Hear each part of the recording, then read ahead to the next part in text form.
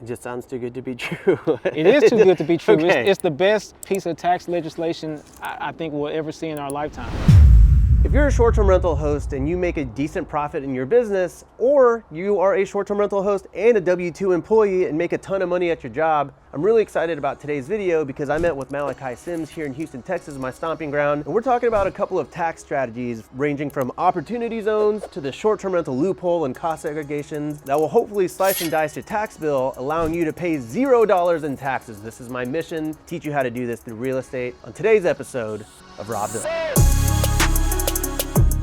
So your big thing these days is you're investing in opportunity zones, right? Specifically, I'm focused on that until 2026 when the law changes and we can't get them built anymore. For those of you that don't know what an opportunity zone is, I'm going to break it down as simple as possible. An opportunity zone is a designated part of town that the government deems as an area that is in need of development. And the government is giving huge tax incentives to developers and real estate investors that come in and improve those areas. If you do a new construction or significant rehab to a property in which you put as much money into that property as you paid for it, the government will give you a very, very good tax break.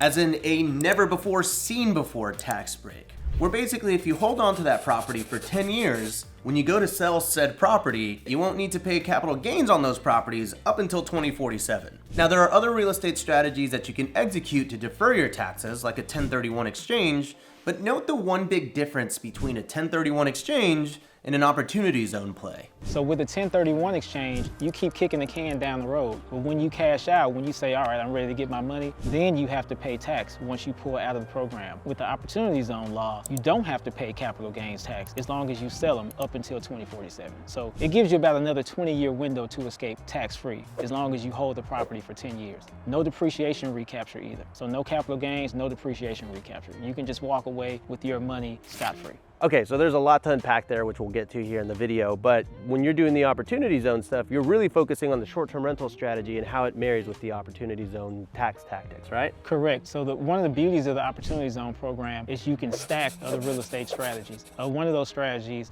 is short-term rental STR. So for a person like myself who has a normal day job, I don't get to take the benefit of depreciation from new builds because I can't qualify as a real estate professional. But by marrying the opportunity zone law with the short-term rental strategy, I can take that depreciation as active income and offset it against my active income. I mean, take the losses from the depreciation. The short-term rental strategy helps me use all of my losses to my advantage. And just to be a little more clear about what Malachi means by using his losses to his advantage, all right? So Malachi is effectively taking his real estate portfolio's paper losses and applying them to his W-2 income. Meaning if he makes $100,000 at his W-2 income job, but he takes an $80,000 paper loss via bonus depreciation, the government now sees Malachi as making $20,000 for that specific year, meaning now his taxable footprint is on that $20,000, whereas before his taxable footprint was on that $100,000 salary. Now we call this the short-term rental loophole, and there's a lot that goes into executing this strategy correctly. We're gonna be covering it a little bit later in this video, but if you want a full-blown video on this specific strategy, let me know in the comments down below. And guess what? If enough of you comment, I will make it, you chumbawubbas. What is that? Is that a thing? What's a chumbawumba, you chumbawumbas? All right, so what do we have here? So here we have one new build that's already been completed.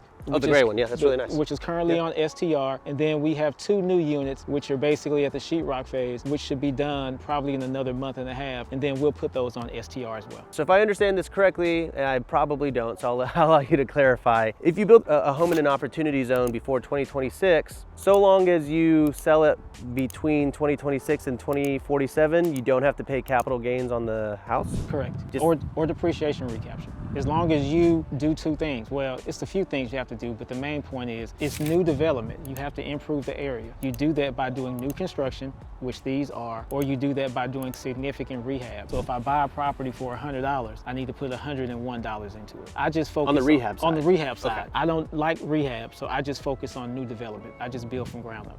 It just sounds too good to be true. It is too good to be true. Okay. It's the best piece of tax legislation I think we'll ever see in our lifetimes. Okay. And that's why I focused on anything else but that until 2026 hits. Let's put some numbers to this so you understand the power of investing in an opportunity zone. Let's say that you buy a piece of land and you build a home, and your all-in to do so costs you $300,000. Now let's say that that house is worth $500,000 because of the equity that you built by going the new construction route. Now let's say that you list that property on the MLS and you sell it, and you make a $200,000 profit. You will not have to pay capital gains on that $200,000 so long as you own that property for 10 years.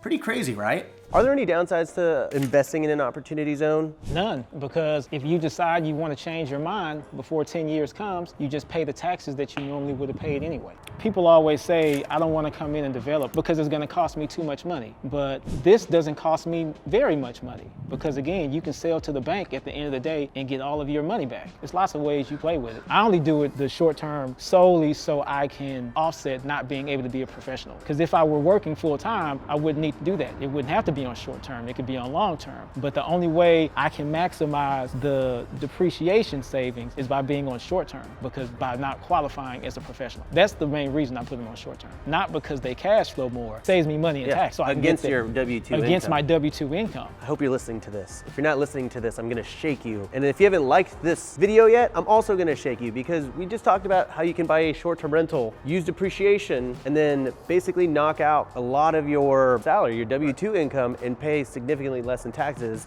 if you strategize correctly. Right, correct. If you like the idea of starting a short-term rental business and using the short-term rental tax strategies that we're talking about in this video, then consider enrolling in Host Camp, my short-term rental mentorship program, where we teach you how to launch, optimize, scale your Airbnb business, and also how to utilize tax strategies like the ones that you see today. I have people like my personal CPA come into the group and hold seminars on how to execute these types of things. I also have people like my attorney come speak to the group and other industry titans. So if you're interested in learning from me and my community, you can head on over to hostcamp.com. Anyway, there are a lot of cool perks like getting access to the AirDNA US subscription, which is like $5,700 if you were to go and get it on your own. So anyways, if you're interested in all that, head over to hostcamp.com. All right, back to the video. So we've covered the opportunity zone tax advantages there. You can build a home, and as long as you hold it for about 10 years, you don't have to pay capital gains if you decide to sell it. Cool, awesome, check. But you also mentioned cost segregation. That's the same thing as bonus depreciation? Same thing, bonus depreciation. What is cost segregation exactly, and how does that apply to a short-term rental professional? Sure, so essentially, when you build a home, it has a basis, basically what you spent to build a home. That's your basis in the home. The government says that you can take depreciation against this home. We're going to give you a certain portion of that back.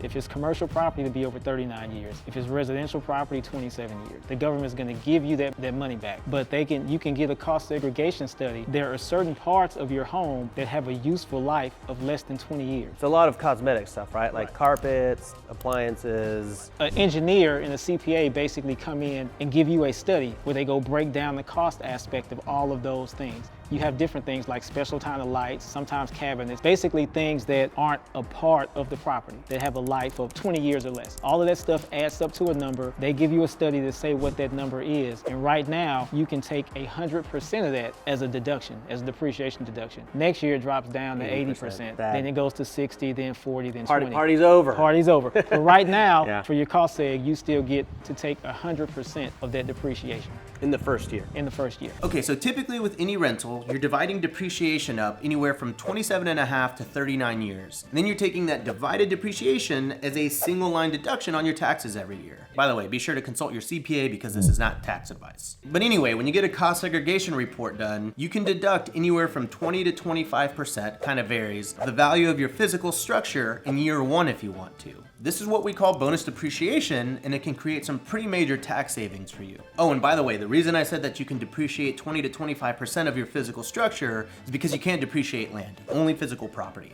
And even after you take bonus depreciation, you can still take depreciation on the components of your home that have a lifespan of more than 20 years for every year up to 39 years, depending on what kind of rental property you have. Now, there are some caveats to consider, like recapture tax, right? So if you take bonus depreciation, you depreciate your house and you do all that jazz, if you go to sell it, you're gonna have to pay that back. So there are some things that you should consider, right? Again, go talk to your CPA about it. So hopefully you're starting to see why cost segregation reports can be a crazy powerful tool when you're carving out your tax strategy. When you're a short-term rental operator, there's like a loophole that basically allows you to take advantage of this without being a real estate professional, right? Right. So essentially, when you're talking about real estate, the income from real estate is inherently passive. It's what the government considers it. So if you have a loss from a cost seg study, you can only take that loss against other types of passive income unless you do real estate full time as a real estate professional. But short-term rental income, they have certain loopholes where it can be considered active income. Depending on if you meet the criteria, you can take the losses from that cost seg against your active income. AKA your W-2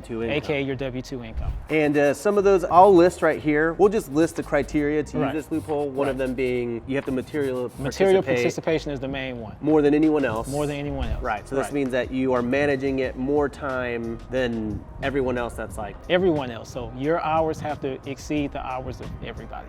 Which shouldn't be that hard to do theoretically, right? Because a cleaner is only there 4 or 5 times a month. Right. Cleaning 2 to 4 hours, but the management could be a lot more than that. It varies. Yeah. It depends, but that's the main loophole you have to reach. The material participation is the main thing. So basically, if I can take a $100,000 loss on paper through a cost segregation, and I'm a short-term rental professional, and I make $100,000 at my job, I can use that $100,000 to basically cancel out my salary and not pay taxes. You can reduce your taxable footprint from your W-2 by taking that now active loss against your now active income. The catch-hole here is usually short-term rental outperforms long-term rental. You're going to be 2 to 3xing on income. Right, so you actually are still making You're still on the making short- income yeah, on right, short-term okay. rental. Anyway. So you have to cancel that out first, Right. and then whatever is left Right. over goes towards your W-2. It can go, right. All right, so here's another really cool part about this is that let's say that you take way more depreciation than you actually make in profit, and let's say a salaried W-2 job, you can carry over that loss for how many years? Yeah, If you don't use it, it carries forward until you use it. This is what most people, they're so focused on cash flow with their Right. short-term rentals, right? When people are measuring the success of a short-term rental, they're telling themselves, Rob says a 20% cash on cash is good, and that's the only number that they look at. But nowadays, I'm telling people, you really need to start looking at the deductions that you can take and the appreciation. 'Cause then when you start adding all that into your return and your cash on cash, your ROI is a lot of the times around double what your cash on cash can be. Correct. I always look at how much does it cost me to get the asset, how much can I make money from the asset, and how much of that money do I have to pay out in taxes.